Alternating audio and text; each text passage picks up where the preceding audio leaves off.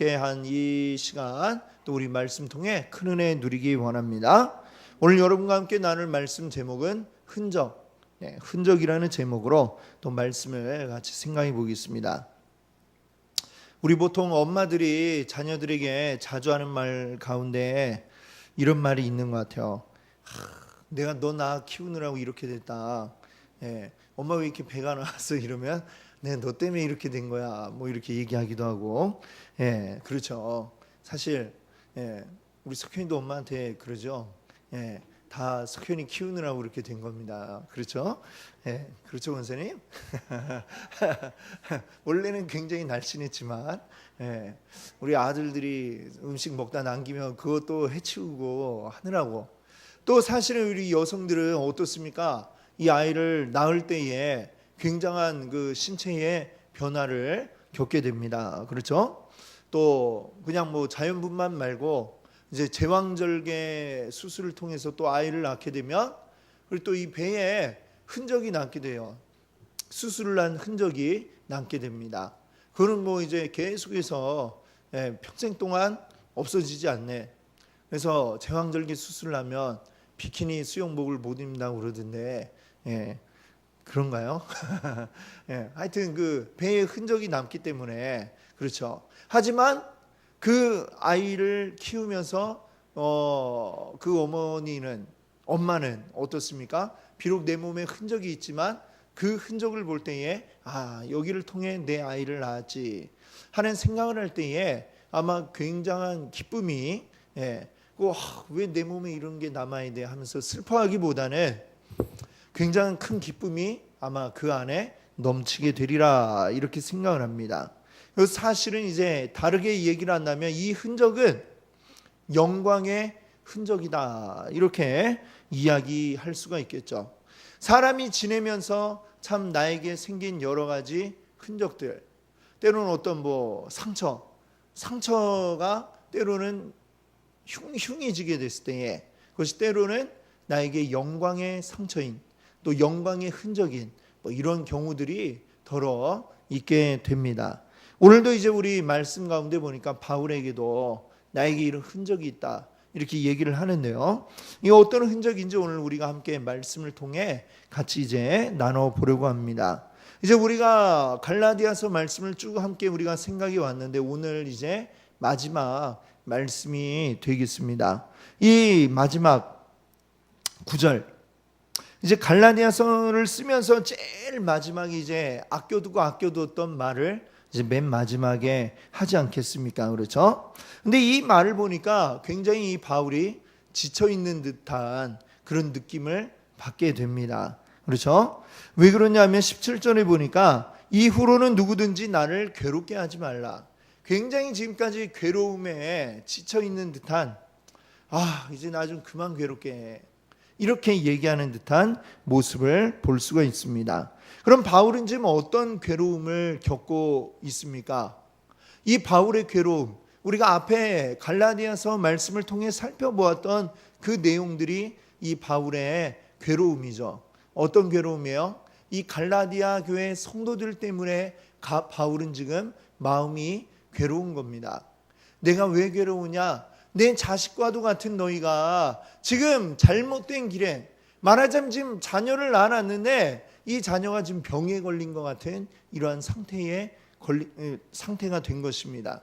내 자녀가 병에 걸렸을 때 작은 감기에만 걸려도 그 부모의 마음이 어떻습니까? 아이가 열만 나도 밤에 제대로 잠을 이루지 못하고 밤에 열은 계속 오르지 않는지 열이 떨어졌는지 그걸 밤새 지켜보고 수건에 물을 적셔가지고 머리에 얹어놔 주기도 하는 이것이 이제 부모의 심정인데 이 바울도 지금 그러한 마음으로 내가 너희 때문에 밤잠을 못 자고 설치고 있다. 지금 내가 너희들 때문에 너무 괴롭다. 라는 것을 충분히 이제 갈라디아서에서 그동안 보여왔습니다. 결국 이 바울의 괴로움은 뭡니까? 갈라디아 교회 성도들을 위한 바로 그러한 괴로움이다라고 이야기할 수 있습니다.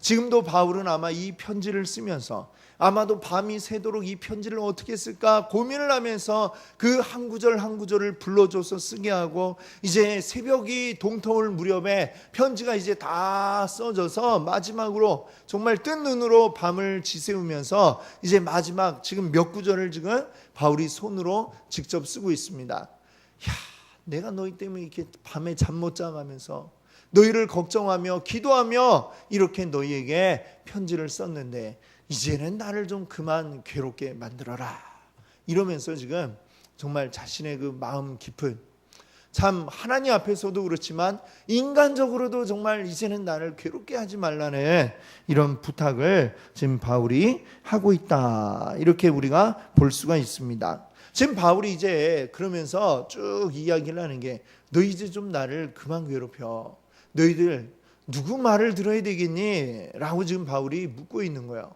자, 누구 말을 들어야 되겠어요?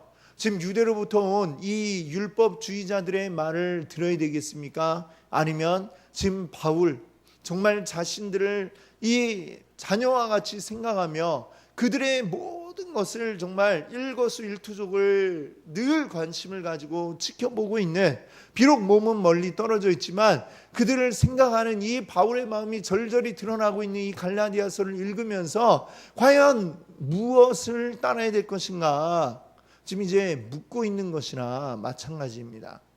왜? 그러면 누구를 따라야 될까요? 바울을 따라야 되겠습니까? 율법주의자를 따라야 되겠습니까? 바울을 따라야 되겠죠. 바울을 따라야 되는데 그 이유 근거를 바울이 또 제시를 하고 있어요. 너희들이 왜 내 말을 따라야 되느냐? 17절에 뭐라고 그랬어요? 나를 괴롭게 하지 말라. 왜? 내가 내 몸에 예수의 흔적을 지니고 있노라 라고 이렇게 이야기하고 있습니다. 내가 내 몸에 예수의 흔적을 지니고 있어. 달리 얘기하면 저 율법주의자들은 예수의 흔적이 있다는 얘기가 없다는 얘기예요? 없다는 이야기인 것입니다. 여러분, 이 흔적이라고 하는 건 바로 나에게는 예수의 흔적이 있으니 나의 말을 너희가 따라야 된다라고 바울은 이야기하고 있는 것입니다. 이 흔적은 어떤 것이냐? 우리가 크게 두 가지로 오늘 생각을 해보려고 그래요. 이 흔적이, 바울에게 있는 흔적이 어떤 흔적이냐? 하나는 내적인 흔적이고 또 하나는 외적인 흔적입니다. 내적인 흔적이란 바울 자신에게 남아있는, 바울 안에 있는 그러한 흔적이 되겠죠. 자, 이 원래 흔적이라고 하는 말은 본래 어떤 의미를 가지고 있냐면, 우리가 잘 아는 것처럼 성령으로 인친다 할 때 그 인치는 게 어디다 친다고 그래요? 이마에다 인친다고 그러잖아요. 그렇죠? 이런 게 뭘 의미합니까? 원래는 옛날에 노비들에게 그 주인 됨을 표시하기 위해서 그 이마에다가 인두로 뜨겁게 불을 달궈가지고 탁 지지는 거죠. 또는 소 같은 거, 이제 뭐 미국의 넓은 그 목장에 오케이 목장 하면은 어떻게 해요? 오케이라고 새긴 거를 착 뜨겁게 달궜다가 소 궁둥이에다가 팍 갖다 대면은 지직 타면서 거기가 이제 오케이라는 그 목장에 글자가 새겨지게 되겠죠. 바로 이런 것이 지금 바울이 이야기하고 있는 흔적이다라고 하는 것입니다. 그러면 그러한 흔적이 지금 바울에게 있다라고 얘기를 하는 거죠. 그럼 바울 안에 있는 내적 흔적, 바울 안에서 볼 수 있는 이 내적 흔적은 어떤 게 있을까요? 자, 고린도후서 말씀을 우리 한번 같이 보겠습니다. 고린도후서예요. 조금만 앞으로 넘기시면 있네. 고린도후서 11장 우리 24절부터 28절을 한번 찾아서 보겠습니다. 298페이지에 있죠. 고린도후서 11장 24절부터 28절인데요.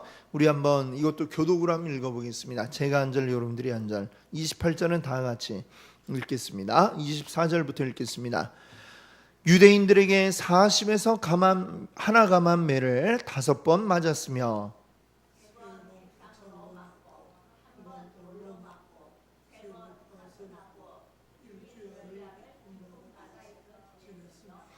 여러 번 여행하면서 강의 위험과 강도의 위험과 동족의 위험과 이방인의 위험과 시내의 위험과 광야의 위험과 바다의 위험과 거짓 형제 중에 위험을 당하고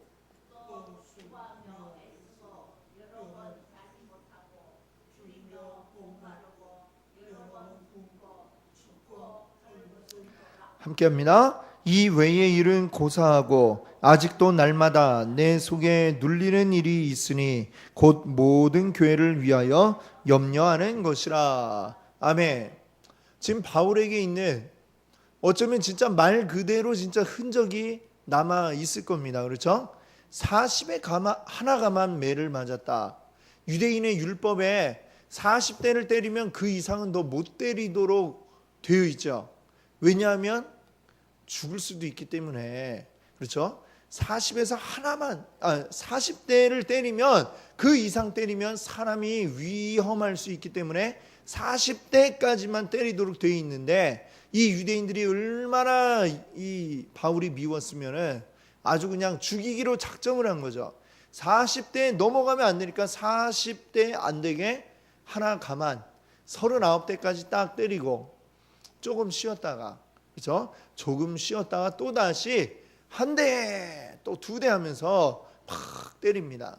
그러면 참 이 몽둥이를 맞으면은 어떻습니까? 처음에는 엉덩이가 얼얼하다가 그 다음에는 좀 지나면 이제 느낌도 사라지겠죠.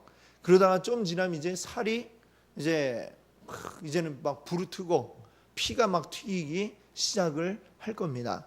지금 그 정도 40에 하나 감한 매를 5번을 맞았으면 아마 이 바울의 엉덩이가 제대로 남아나지를 않았겠죠. 분명히 아마 그 육신 자체에도 흔적이 남아 있었을 겁니다.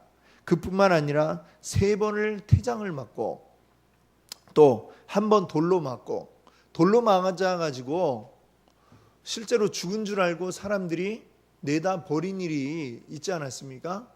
근데 아마도 그때 실제로 죽었을 거다라고 이제 학자들이 생각을 해요. 죽었는데 아마도 그 고린도서에 보면은 내가 3층 천에 올라간 사람을 알고 있다 얘기를 하잖아요. 근데 아마 그게 바울일 거다라고 이렇게 생각을 합니다. 저 하나님 가장 높은 곳에 계시는 그 하나님 나라를 경험하고 이제 그러고 돌아온 거죠.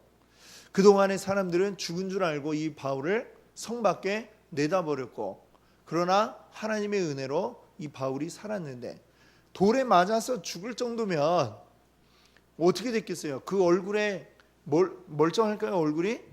몸에만 사람들이 돌 던졌겠습니까? 머리에도 던져갖고 머리도 깨지고, 얼굴에 맞았고 얼굴에 흉터도 나고 온몸에 아마 그 맞은 흔적들이 있지 않겠습니까? 또 3번을 파선하고 일주야를 깊은 바다에서 지냈다. 깊은 바다 가운데 배가 아마 파선을 해가지고 정말 나무 조각 하나 붙잡고 그렇게 사투를 벌이며 그가 살아난 경험이 있는 것 같습니다. 또 여행을 하는 데에 요즘처럼 치안이 잘 돼 있는 것도 아니고, 요즘도 사실은 이제 아주 깊은 오지를 가고 그런다면 우리나라야 이게 좁으니까 그렇습니다만, 저 아시아나 유럽 깊은 곳을 다니다 보면은 아프리카나 이런데요, 다니다 보면 지금도 무슨 일이 벌어질지 모르잖아요. 그렇죠? 이때만 해도 그랬던 겁니다. 오죽하면 마가가 1차 전도 여행 때 도망간 곳이 뭐예요? 그 앞에 큰 산맥이 그 앞에 있는데 그 산에는 산적들도 있고 이런 소문이 많으니까 이 마가가 그만 같이 못 가겠다 싶어가지고 도망을 가지 않았습니까? 바울이 1차 전도 여행할 때 그런 일도 있었던 거죠. 그러니까 이 바울도 하나님이 지켜주긴 하지만 때로는 강도를 만나기도 하고, 또 때로는 그 강을 건너는데 갑자기 물이 불어나고 막 비가 오면 강이 얼마나 그러겠습니까? 참 이렇게 말로 할 수 없는 수많은 어려움들을 그야말로 진짜 산 넘고 물 건너 바다 건너 가지고 복음 들고 그냥 이렇게 다녔던 바울이 수많은 어려움들, 자연이 가져다 주는 위험뿐만 아니라 사람이 주는 위험, 이방인들이 뭐 그를 위협하기도 했겠지만 제일 유대인들이 사실은 굉장히 많은 위협이 되었을 것입니다. 그런 수많은 위협을 당하면서 죽을 고비를 넘기면서 정말 그의 몸에 하나하나 새겨진 상처들. 근데 그 상처들을 보면 이 바울이 어떤 생각을 했겠어요? 팔에 난 상처를 보면서 이 상처는 내가 언제 났던 거지? 또 다리에 났던 상처를 보면 이 상처는 그때 내가 산을 넘다 강도 만나가지고 도망치다가 그때 나무에 걸려서 생긴 상처지. 아마 이렇게 온몸 구석구석 하나하나를 보면 아마 거기에 뭐 이렇게 다 적어놓지는 않았지만 바울의 눈에는 이거는 언제 생긴 상처, 이건 언제 생긴 상처. 정말 말 그대로 바울의 몸, 온몸 전체에 흔적들이 새겨져 있다는 것을 우리가 알 수가 있습니다. 바울에게는 뭐 이것뿐만이 아니라 그의 마음속 깊이 새겨진 흔적들이 있죠. 이 육신뿐만이 아니라 그의 마음에 새겨진 흔적. 가장 큰 흔적은 뭐겠어요? 예수 그리스도의 흔적이 그에게 언제 남았겠습니까? 바울이 다메섹 가던 길에 예수님을 만났던 그 순간 너무나도 깊은 그 예수 그리스도가 그의 심장 가운데 아마 빡 박혀 있었을 겁니다. 그의 심장이 뛸 때마다 예수 그리스도가 그냥 용솟음처럼 흘러나오는 그런 흔적이 이 바울 안에는 있었던 거죠. 바울이 그러니까 어때요? 그가 복음 전하지 않고는 도저히 가만히 있을 수 없는, 왜? 계속 심장이 뛸 때마다, 심장이 두근두근 할 때마다 우리는 피가 흐르는데 바울은 아마도 예수 이런 게 막 흘러나왔을 것 같아요. 그러니까 그 수많은 위협 속에도 죽을 고비를 넘겨도 그래도 계속해서 그가 복음을 전할 수 있었을 것입니다. 그 흔적, 그야말로 정말 툭 찌르면은 예수 막 이런 게 툭툭 튀어나올 것 같은 바로 그러한 사람이 바로 이 바울이었다라고 하는 거죠. 자, 내적인 흔적뿐만이 아니라 또 외적인 흔적이 있습니다. 외적인 흔적이 뭐냐? 여러분 그 미국 드라마 가운데 CSI라고 과학수사대 이런 드라마가 있잖아요. 그렇죠? 거기에 보니까 저는 그 드라마를 처음 보고 와 굉장한 충격을 받았습니다. 우와, 우리 눈에는 아무것도 안 보이는데 그 사람들이 보면 뭐 대표적인 게 뭐 있냐면은 우리가 잘 아는 거, 범인이 지나간 곳에는 뭐가 남습니까? 이 손에 우리 뭐 있죠? 지문. 그렇죠. 지문 같은 게 남잖아요. 그렇죠? 그럼 우리 눈에 안 보이지만 잘 그걸 이제 보면은 지문을 거기서 발견을 해내고, 또 아니면 그 요즘에 뭐 우리가 많이 이제 우리나라에도 그런 과학적인 기법이 많이 도입이 되었지만 족적을 보고 그 신발 보고 이 신발 사이즈는 얼마고 이 사람은 어떤 사람인지 대략 이제 찾아내지 않습니까? 그렇죠? 아, 신발 사이즈를 보고 대략 이 사람은 아마도 이런 사람일 것이다. 또 보니까 그 더 깊어지면 신발이 달아있는 어떤 모양 가지고도 이 범인은 아마도 이런 사람일 것이다. 뭐 이런 걸 찾아내고, 때로는 거기에 떨어져 있는 머리카락에서 범인의 DNA를 발견해내기도 하고, 그렇죠? 자, 그러니까 범인은 아마 죄를 저지르면서 어떻게 했겠어요? 다 자기 흔적을 지운다고 지웠겠죠. 요즘 뭐 지문 같은 건 너무 잘 알려져 있으니까 막 닦고 지우고 하죠. 피 자국도 다 치우고 물로 닦고. 그런데 그게 특수한 어떤 램프로 탁 이렇게 비춰보면은 피 자국이 드러나는 거예요. 그리고 그 범인의 자국들도 다 거기에 남아 있는 거죠. 우리 사람이 내가 인식하지 못하지만 내가 다니는 모든 곳에 나의 흔적들이 다 남아 있는 것입니다.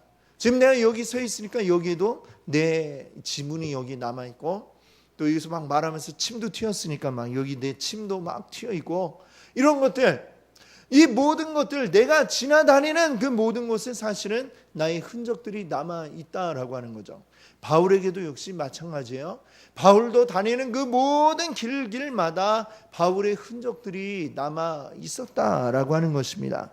자, 바울이 지나간 곳에는 흔적이, 어떤 흔적이 남았을까요? 바울이 지나가니까 그곳에는 예수 믿는 사람들이 생겨나고, 그리고 바울이 지나가니까 그곳에는 교회가 생겨나고, 바울이 지나갔나 안 지나갔나 금방 알 수 있게 이렇게 표시가 나고 흔적이 남게 되었다라고 하는 것입니다.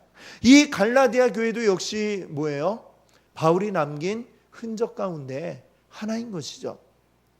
바울이 갈라디아를 스쳐 지나갔을 때에 얼마 오래 있지 않았었겠지만 그곳에는 예수 믿는 사람들이 생겨나고 그곳에는 교회가 생겨나서 이렇게 그 믿음을 가지고 계속해서 사람들이 믿음을 전하며 이 교회가 더욱더 확장되어져 나갔던 것이죠. 바울을 통해서 이 놀라운 일들이 일어난 것을 우리가 기억할 수 있기를 바랍니다. 바울의 흔적이 있었기 때문에 그 흔적을 통해 예수 믿게 된 사람들이 또 다니면서 자신들의 흔적을 남기고 또 흔적을 남기고 이 흔적이 계속해서 이어져 나오는 가운데에 우리에게까지 그 흔적이 오게 된 줄로 믿습니다. 아멘. 바울에게 이러한 흔적들이 있었듯이 우리에게도 흔적이 있는 줄 믿습니다. 우리에게도 내적으로는 예수 그리스도께서 나와 함께 하시다라고 하는 흔적이 나에게 있을 것이고, 그리고 내가 다니는 곳에 이제는 나를 통해 또한 흔적이 남아야만 한다라고 하는 것입니다. 내 안의 흔적, 내 밖의 흔적, 이것들이 그대로 다 드러나게 될 것입니다. 주님 앞에 가게 되면 그 모든 것이 다 드러나게 되겠죠. 그래서 이 바울은 자신 있게 이 갈라디아 교회 성도들에게 이야기하는 겁니다. 나는 내 안에 예수 그리스도의 흔적을 가졌노라 자신 있게 이야기하고 그것을 보고 나를 믿으라라고 이야기하고 있는 줄 믿습니다. 오늘 이 말씀을 우리 생각하면서 우리에게도 역시 이러한 흔적들이 있어야 됨을 우리가 기억할 수 있기를 바랍니다. 우리가 있었다가 사라졌는데 아무 흔적도 남지 않는다면 그것은 너무나도 슬픈 일이죠. 우리에게는 흔적이 있어야 됩니다. 어떤 흔적이 있어야 돼요? 돼지가 왔다 간 흔적이 생기면 되겠습니까? 아니면 이상한 사람이 있다간 흔적이 생기면 되겠습니까? 아니죠. 우리에게도 역시 예수 그리스도의 흔적이 남아야 할 줄 믿습니다. 내 안에 있는 흔적들을 보면서 우리는 늘 은혜가 충만하기를 원합니다. 그리고 내가 다니는 곳에 예수 두 글자가 새겨져 있기를 원합니다. 나의 내적인 흔적, 외적인 흔적, 이 모든 것들이 다 충만하게 있기를 원합니다. 그래서 나를 통해 내가 지나가는 곳에 예수 믿는 사람들이 생겨나고, 그리고 나를 통해 이 교회가 든든히 세워지고, 나를 통해 세계 곳곳에 예수 믿는 자들이 생겨나고 그곳에 복음이 증거되고, 그리고 하나님 앞에 갔을 때 너희 흔적들을 보자. 주님께서 이 돋보기를 들고 착 하실 때 온갖 곳에 다 나의 흔적이, 예수라는 그 흔적이 새겨져 있는 것이 밝히 드러나게 되기를 원합니다. 오늘 바울이 그 말씀을 우리에게 증거해 주고 있는 줄 믿습니다. 오늘 말씀을 기억하시며 우리 늘 흔적을 가지고 또 흔적을 남기며 살아가시는 우리 귀한 성도님들 되시기 바랍니다. 함께 같이 기도합니다.